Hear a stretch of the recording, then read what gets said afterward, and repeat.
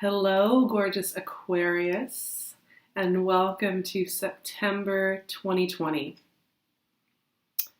This is a month of transformation for the Aquarian crew, and it's also a month it's interesting. Like, there are some key pieces getting moved around here this month for all of us that are really getting us in conversation with this portion of the year. Of course, this is the month that we have one of our two equinoxes of the year on the 22nd. This year is when that will occur as the sun shifts from Virgo into Libra. This is also a big month because Mars is going retrograde in Aries, and that's a very rare transit. A Mars retrogrades about every 2 years, but only in Aries, like, I don't know, maybe every 30 or 40 years. So it's a rare transit. It's one of those transits that really brings home some deep lessons. We're doing that. And Saturn and Jupiter are both going direct in Capricorn, which is heralding the last few months of their residency in this sign and getting us ready for things to be moving directly toward Aquarius, right? So these planets are coming your way, both Jupiter and Saturn, and they are going to be having a big conjunction in your sign at the end of this year. So we're prepping for some big Aquarian vibes coming up here in the coming years.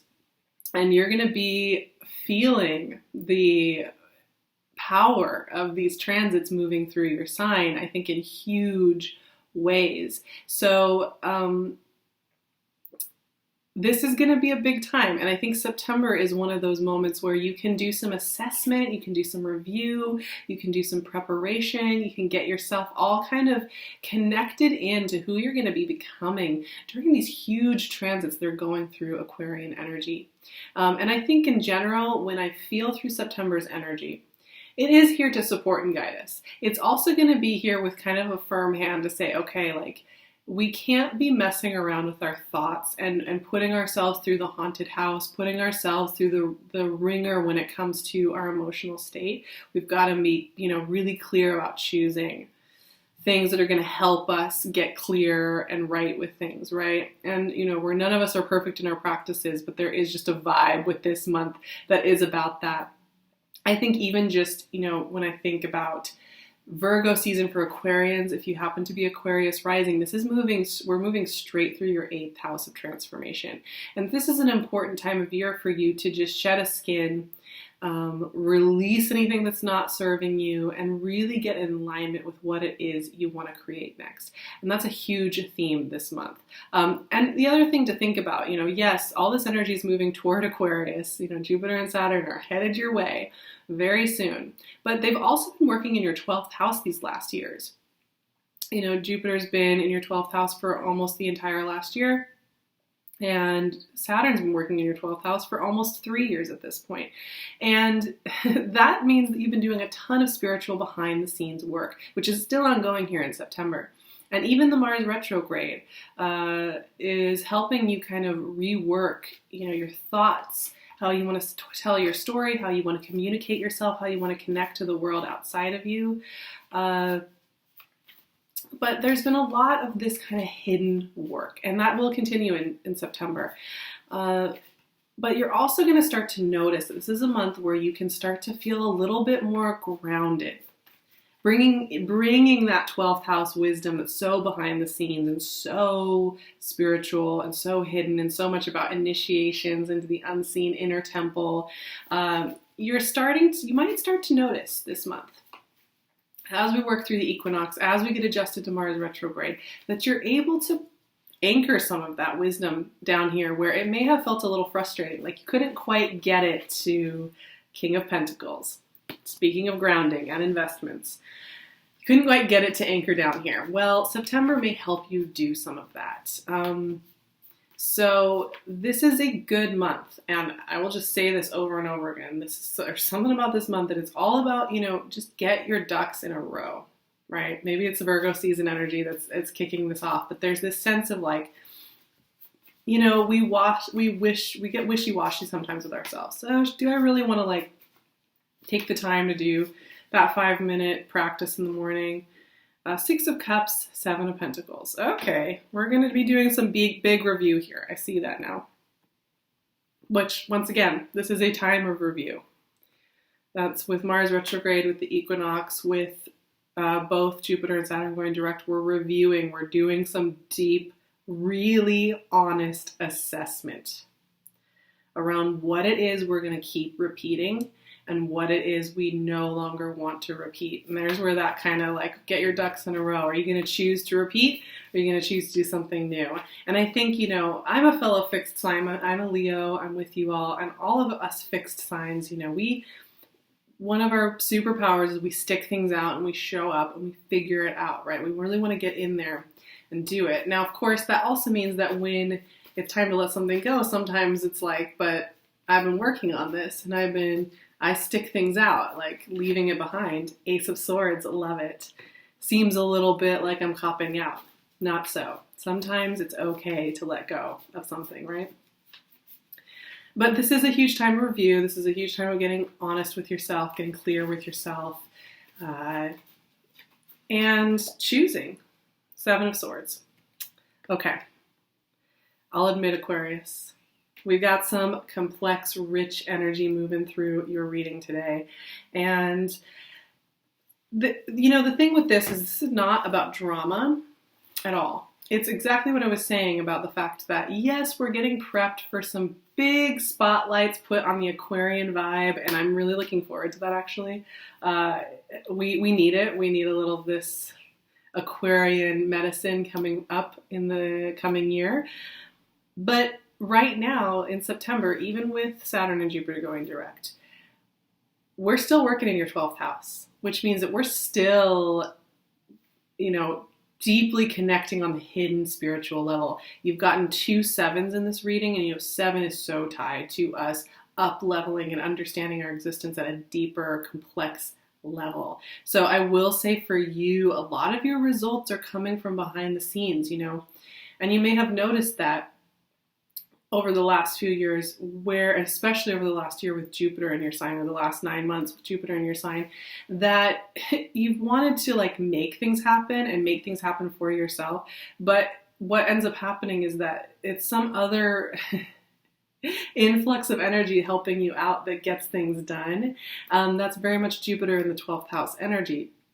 And you're still working with it here. We start right out of the gate with, I would say, the king of investments, right? This guy wants to make smart, long-term investments that aren't about like the quick, fast results, but are about consistency. I think it's interesting he's showing up. Maybe you have an earth sign hanging around you. You and Capricorn have a very interesting connection. Sometimes those two signs, you guys you get into it. We're always deeply tied to our neighbors, but that's neither here nor there. That may be true, that may be not. King of Pentacles is speaking to a process that's going on with you, which is that investment, commitment, devotion, energy, and choosing something that's really good for you, right? Choosing the thing that in the long run is going to be so good for you. And I don't mean, the thing is that often gets misrepresented. We often get told as kids, like, oh, don't do that thing that makes you joyful. Like, choose the safe job because that's the safe investment. I'm not talking about it like that. I think y'all know me well enough to know that I wouldn't ever recommend just doing something that kills your soul in order to feel like you're safe. The King of Pentacles is going to be about integrity to yourself, right? Investing in things that truly nourish your soul, not just what looks good or looks acceptable or makes you okay. King of Pentacles asks for soul nourishing investment, and there is some kind of clear line being drawn here in the sand with King of Pentacles. Now, I think that this situation gets helped here by these reflective cards. 6 of Cups and 7 of Pentacles both have us look over who we've been, right? What we've created, what we've done, who we've loved, how we've communed, how we've thought of ourselves, how, what we've maybe invested in the past. The trick with working with this energy, I think, is this. It's easy to get sucked into the past and overthink things, right? And start to question, maybe I made the right choice, maybe I made the wrong choice, maybe I should have done it this way, maybe I should have done it that way, right? It's very easy to get into a cycle of thought in that way. But what's really being asked here of you is to just make peace, right? Make peace with who you've been. Find forgiveness for yourself. Find forgiveness for anybody who maybe has played a complex role in your life. And just, balance out your scales a little bit, right? This is such a great opportunity in September in general, and this Mars retrograde in particular is such a beautiful time to just recalibrate and to find that grace in ourselves. This can also be a great time of quite literal forgiveness, like from within, yes, and also in an old connection, an old relationship, or something in your family. This is a beautiful time to do that. And that gives you so much freedom to move forward. Because that's the real message here. We start with King of Pentacles, we move to Ace of Swords, getting answers for things that you've been wondering about, right? Getting clarity. The Ace of Swords is interesting because it does give us guidance, it does give us information, it does give us a clear new chapter. It also cuts away, right? It also cuts through the density. It also cuts through what we don't need anymore, untethers us. This is a great time to, if you have anything you kind of want to cut cords with, and I don't mean that in a dramatic way, just sometimes, we kind of keep a little tiny anchor, out in the water on something. Maybe it's like a safety job or, a crush or a way we think we need to do the work that we're doing or a habit or whatever. We just kind of keep, it's not that we're heavily invested in it. It's just that we kind of keep our toe over there just in case maybe we want to go, but it's siphoning off our energy, right? And we don't even notice it because it's like a background program running down our battery. This Ace of Swords is speaking to clearing that clutter out a little bit, right? Clearing out the clutter. And it, honestly, Six of Cups, Seven of Pentacles, this is some clutter. This is some complex clutter that you may feel like, oh, I should maybe go back there and adjust it. But it's really asking you to release it. So this is some housekeeping energy going on here. I'll admit, maybe that doesn't sound very sexy or exciting, but to me, this is like one of the most exciting processes in life because this has happened so many times in my life where I've kind of kept my foot in the pool of water, both with like people, but also with work, and with situations, I'd kind of just keep that door open. And I'd always wonder why the next thing wasn't coming in to greet me, right? I'd be like, I'm ready. Like, I'm basically out of there, right? I'm basically done with it. Why aren't I getting that, that sign that lets me know I can close this door? Well, of course, it's always that once you let go of this thing that you don't even really like that much, the energy starts flowing in. So this is great energy. And it's very creative and it's fascinating how quickly this goes on. Now, it's interesting because Seven of Swords comes up, which is a dialogue about what you feel like you're getting away with, right? Or what you feel like you're not allowed to do, or what you feel like you have to do in order to be allowed to live your life in integrity, right? Like Seven of Swords is an image of a guy who's disarming his enemy sneakily, right? So he's taking away all the weapons while they sleep, and he's looking over his shoulder because he's getting away with something pretty unorthodox, right? But what that translates to here in conversations when we're doing a reading is where we feel like we can't just fully own, who we want to be right up front, right? We feel like maybe we have to hide it a little bit, or maybe like we're just getting away with something, or maybe we have to step lightly around it. And there's something here that's saying, and once again, sevens in tarot are all about expansion, growing into your next self, and sitting with something that's hard to sit with maybe, but then also the grace and the release that comes with doing that. Seven of Swords is kind of telling me here that that there's something you want to fully embrace. There's something you also want to fully let go of. And, like I said, this month of housekeeping, of equilibrium, of review is a really great time to just get really honest with that and let yourself be who you are now. Let yourself be who you're becoming too, because I think sometimes I think about you all with this energy coming toward your sign and the big surges of energy you're about to work with. And we'll get into that. Believe me, we're going to get into that more and more in the coming months. I think about how you can't put somebody in a tiny box that they no longer fit anymore. You know, you're moving forward. You're moving into new chapters, and it's not, the goal isn't to make you the same person you were 3 years ago. Even if that person was lovely and great, you're transforming, and this is just a calm, reflective time to really catch up with that process is what I'm seeing here. Also, you know, I'll say this, Venus is in Leo this month. And Venus in Leo is going to be really supportive of you into connecting and asking for help and getting clarity and getting love and getting self-worth all rolling for you. So I love that.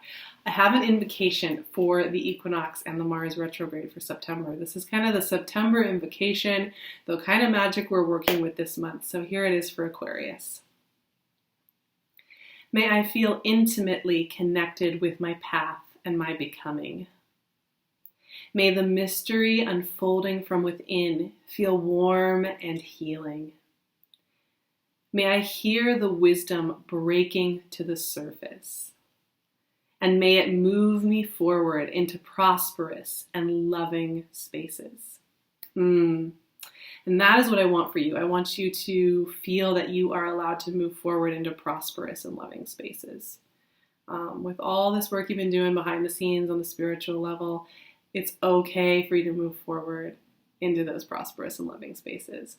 If you want more support and guidance, I would love to see you over on my Patreon. That is where we're going to be doing deep dive on Mars as he does his retrograde in Aries. This is big for our whole culture. It's a big, strong, strange, wild transit. I'm really excited to get into it. You can also find me on my Instagram and on my website. I'll leave all of my links so you know where to find me below. And of course, PinkLune's gorgeous jewelry. You can find all her new creations on her Etsy shop. I will leave her link below as well. I love you, Aquarians, so much. Have a blessed September, and I will see you very soon.